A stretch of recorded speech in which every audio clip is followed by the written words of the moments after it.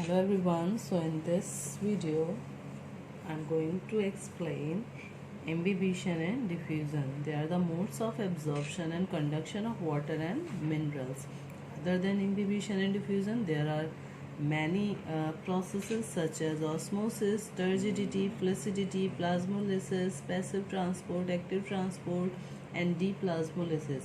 Rest of the topics I will explain in next video, but in this video I am going to explain imbibition and diffusion. So imbibition and diffusion are the modes of absorption and conduction of water and minerals in plant.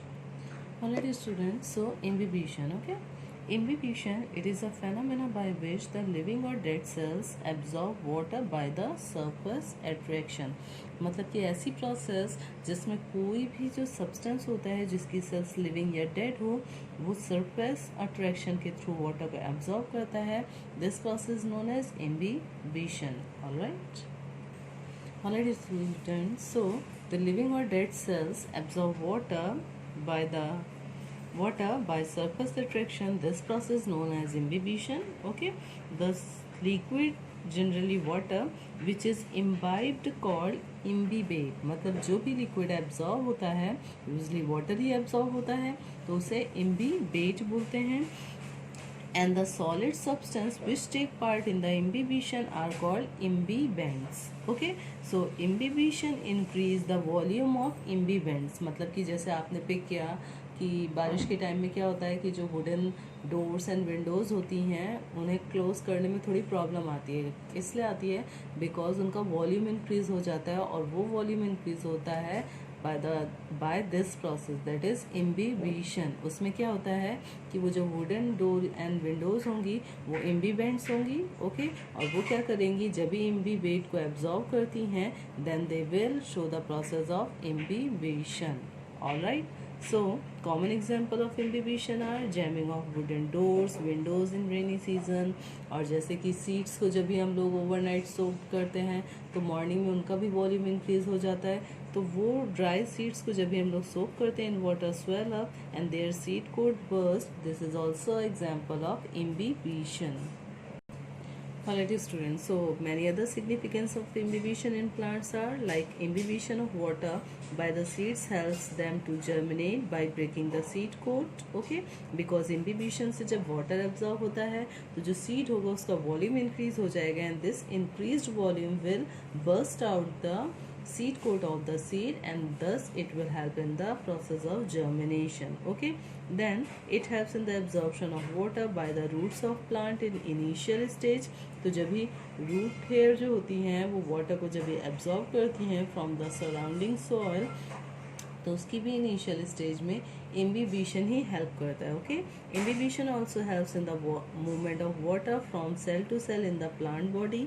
Imbibition pressure helps in the ascent of sap. Ascent of sap means upward movement of water and dissolved mineral from roots to leave. Okay, अब इसका reason क्या होता है? Reason ये है because जो भी ये लिविंग और डेड प्लांट सेल्स होती हैं, ओके, लिविंग और डेड प्लांट सेल्स होती हैं they are made up of cellulose proteins और स्टार्च. राइट, सो जो भी लिविंग और डेड सेल्स होती हैं they are mainly made up of cellulose proteins और starch and many things. So ये सब्सटेंसेस की क्या टेंडेंसी होती है? They are hydrophilic means they have a strong affinity. Affinity means attraction. Okay, they have a strong affinity for water, thus they absorb water or moisture from their surrounding and swell up, and after the swelling they will show the process of imbibition. Okay, now next topic is diffusion. Okay, so in the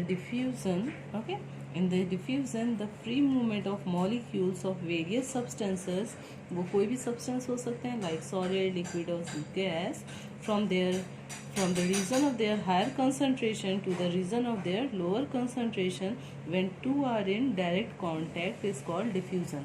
मतलब diffusion में कोई भी substance that could be solid, liquid और gas अपनी higher concentration से lower concentration में होगा जब भी हम दोनों को direct contact में रखते हैं. Okay, इसका एग्जाम्पल आप क्या बता सकते हो? लाइक कि जब भी हम लोग किसी वोलेटाइल परफ्यूम को ओपन करते हैं one corner of a room में, तो its odour spread throughout the room within few second. It is the process of diffusion. Then one another example, when sugar is added in water, its molecule diffuse throughout the liquid giving it a uniformly sweet taste. So diffusion में क्या होता है, कोई भी substance अपने higher concentration से lower concentration में move करता है. ओके, मॉलिक्यूल्स मूव करेंगे और जब भी उन्हें हम डायरेक्ट कांटेक्ट में रखते हैं. ओके, नाउ लाइक कि जब भी हम किसी भी वाटर में जब भी हम लोग spoon of sugar add up करते हैं तो एक ही जगह पे शुगर एक्यूमुलेट होती है. Okay, now the diffusion will start है. अब ये डिफ्यूजन में क्या होगा कि ये sugar molecules through out the water distribute होना स्टार्ट करेंगे. ठीक है, देन यहाँ पे प्रोग्रेसिंग हो रहा है डिफ्यूजन का. देन हेयर जब यूनिफॉर्मली सारे मॉलिक्यूल शुगर मॉलिक्यूल डिस्ट्रीब्यूट हो जाएंगे, मीन्स पूरे सोल्यूशन का जो टेस्ट है वो यूनिफॉर्मली स्वीट हो जाएगा. Then it will be completed, मतलब कोई भी फिर मूवमेंट नहीं होगा जब तक कि, मतलब कि जैसे यहाँ पर है कि हायर कंसंट्रेशन है शुगर मॉलिक्यूल्स का, यहाँ पे लोअर कंसंट्रेशन है, they are in contact, this place is in contact. तो ये मॉलिक्यूल्स अपने हायर कॉन्सेंट्रेशन से मूव करना स्टार्ट करेंगे towards their lower concentration, and after the completion the process of diffusion will stop. Now student, in the next video I will explain you osmosis. Till take care.